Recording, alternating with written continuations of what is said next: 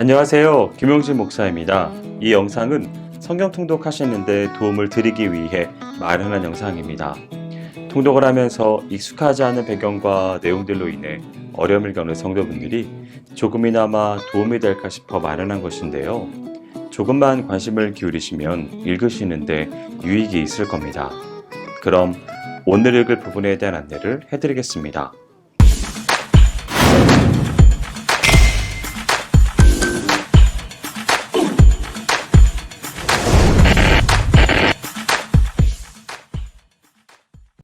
오늘 읽을 본문은 마태복음 20장에서 21장까지입니다. 마태복음 20장은 십자가 구속사역을 최종 완성하기 위한 예수님의 예루살렘 입성의 시기가 거의 당도했을 즈음에 일어난 일련의 주님의 행적과 교훈을 보도하고 있습니다.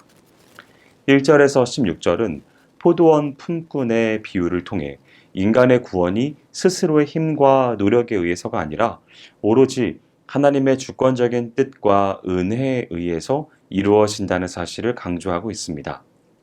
따라서 다른 사람들보다 먼저 구원의 은총을 누린 자들은 결코 영적인 교만과 나태에 빠지지 말고 할 수만 있다면 더 많은 사람들이 구원의 은총을 누릴 수 있도록 하나님 나라를 위해 헌신하는 삶을 살아야 함을 강조하고 있습니다.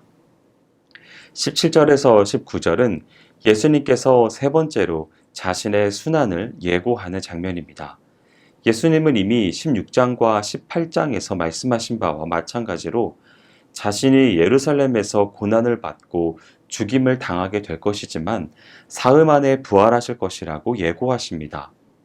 다만 세 번째 순환 예고는 지난 두 번의 예고와는 달리 좀 더 구체적인 내용이 담겨 있습니다.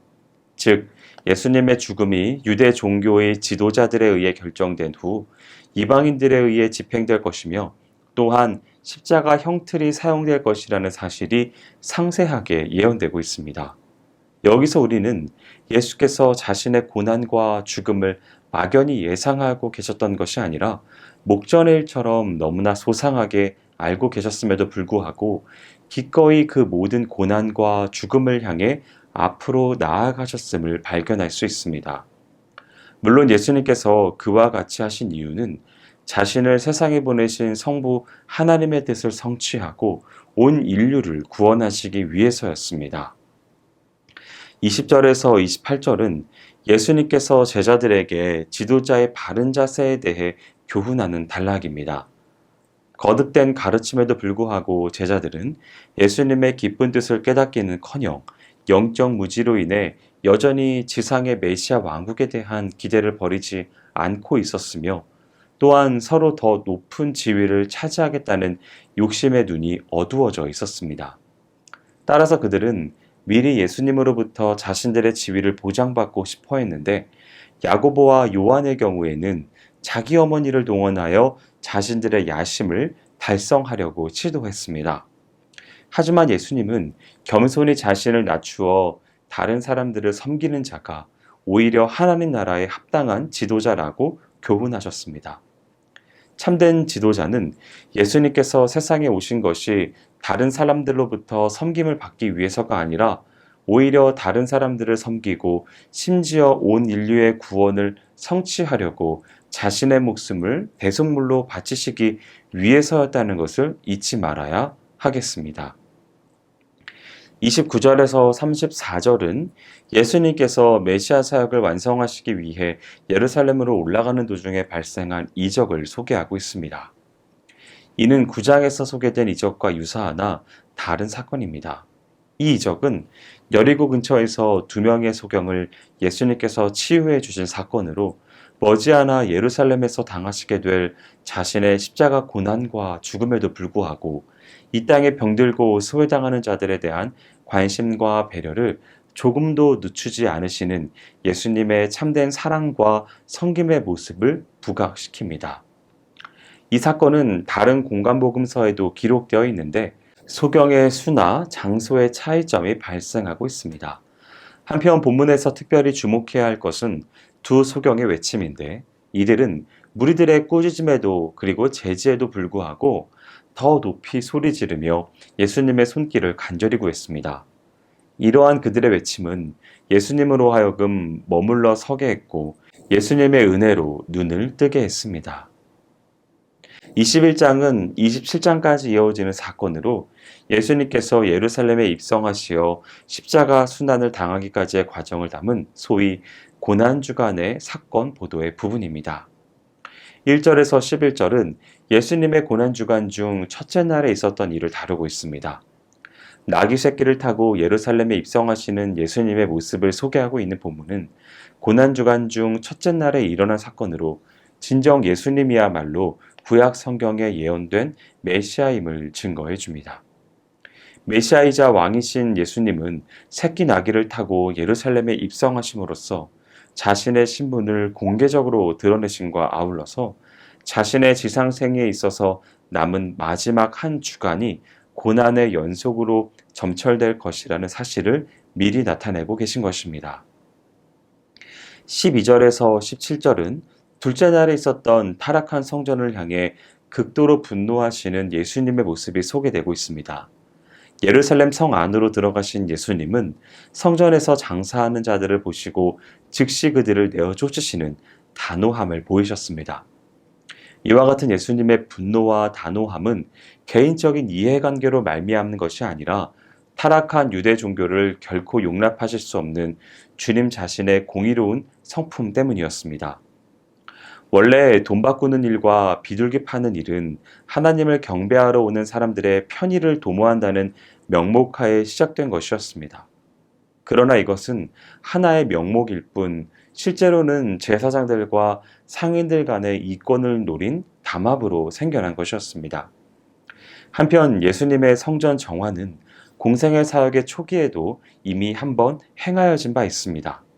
그런데도 예루살렘 성전이 여전히 장사꾼들로 들끓고 있었다는 사실은 당시의 유대 종교가 얼마나 세속화되어 있었는지 단적으로 보여주는 신뢰라고 할 수 있습니다.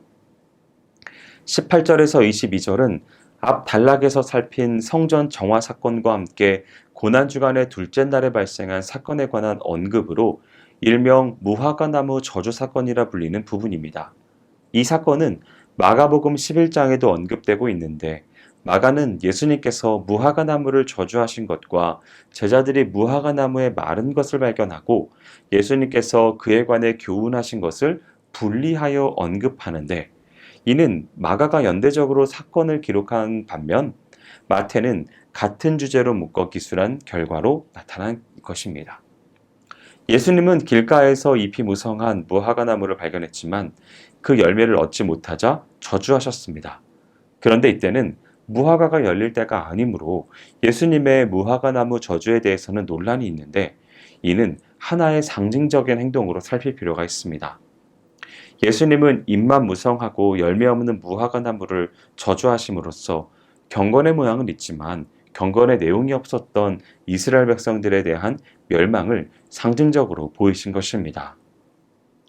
따라서 무화과나무 저주 사건은 성전 정화 사건과 밀접한 연관이 있습니다.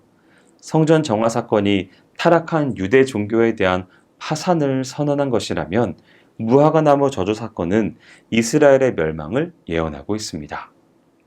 23절에서 27절은 고난주간 화요일에 있었던 예수님께서 성전에서 가르치실 때 있었던 일에 대한 언급으로 예수님께서 행하시는 일의 권위의 출처에 대한 산헤드린의 질문과 그에 대한 예수님의 답변을 기술하고 있습니다. 그런데 산헤드린이 예수님에 대한 하셨던 질문은 유대 교권주의자들이 예수님을 본격적으로 공격하기 시작했음을 시사하고 있습니다. 예수님은 예루살렘에 입성하신 이후에 행하신 일련의 행위들은 유대 교권주의자들의 존립 기반을 위협하는 것이었습니다. 그래서 그들은 예수님께서 행하시는 권세의 종류와 출처를 질문하심으로써 예수님을 올무에 걸리게 하고자 한 것입니다. 즉 그들은 예수님께 권위 문제를 질문함으로써 만약 예수님께서 이 질문을 적절히 대답하지 못할 경우 그의 일거수일투족을 바라보는 백성들의 실망을 안겨주는 효과를 거두고 만일 그의 권세가 하나님께로부터 왔다고 하면 그를 신성모독죄를 범한 것으로 고소하고자 했던 것이었습니다. 그러나 이들의 의도를 너무나 잘 알고 계셨던 예수님은 요한의 침례의 출처에 대해 질문하심으로써 자신에 대한 유대 교권주의자들이 음모를 분쇄하고 자신의 권위가 하나님께 속한 것임을 스스로 시인하겠습니다. 28절에서 32절은 앞단락의 연속 기사로 자신을 음해하려는 유대 교권주의자들의 음모를 분쇄하신 예수님께서 유대 교권주의자들의 불의와 위선을 폭로하기 위해 도입하신 비유입니다. 이 비유를 보면 한 사람과 두 아들이 나옵니다. 이 가운데 한 사람은 하나님을, 맏아들은 유대 교권주의자들을, 그리고 둘째 아들은 세리와 창기들을 가리킵니다. 그런데 비유에서 맏아들은 처음에는 아버지의 뜻에 순종하는 듯 했지만 결국 순종하지 않았습니다. 그와 마찬가지로 유대 교권주의자들은 아버지의 유업을 물려받을 아들과 같은 온갖 종교적인 특권과 기득권을 향유하면서 하나님의 말씀에 순종하는 듯 했지만 정작 하나님께서 보내신 메시아의 선구자 침례 요한과 메시아의 말씀에는 귀를 기울이지 않고 배척하고 심지어 죽이기까지 했습니다. 반면에 둘째 아들과 같이 겉으로 보기에는 하나님께 반항적이고 반율법적인 세리와 창기들은 침례 요한의 회개의 침례를 받으며 예수님의 말씀에 순종하였습니다. 때문에 예수님은 세리와 창기들이 유대 교권주의자들보다 먼저 천국에 들어갈 것이라고 선언하셨습니다. 33절에서 46절은 악한 농부의 비유를 통해 유대 교권주의자들을 다시 한번 비판하는 내용이 담겨 있습니다. 앞 단락에서 살핀 두 아들의 비유가 유대 교권주의자들이 하나님의 말씀에 불순종한 소극적인 측면의 죄악을 지적하고 있다면 본문의 악한 농부의 비유는 하나님을 대적한 적극적인 측면의 죄악을 지적하고 있습니다. 따라서 본문의 악한 농부의 비유는 두 아들의 비유가 지니고 있지 않은 여러 가지 사실들도 포함하고 있는데 악한 농부로 비유된 유대 종교의 지도자들이 종들로 비유된 하나님의 선지자들을 박해하고 죽였을 뿐 아니라 심지어는 포도원 주인의 아들로 비유된 예수님마저도 죽이고 말 것이라는 사실과 하나님 나라의 축복이 유대인들의 불순종으로 인해 이방인들에게로 옮겨질 것이라는 사실 등이 바로 그것입니다. 여기까지 마태복음 20장에서 21장까지 성경 통독을 하실 때 도움이 될 만한 내용을 전해드렸습니다.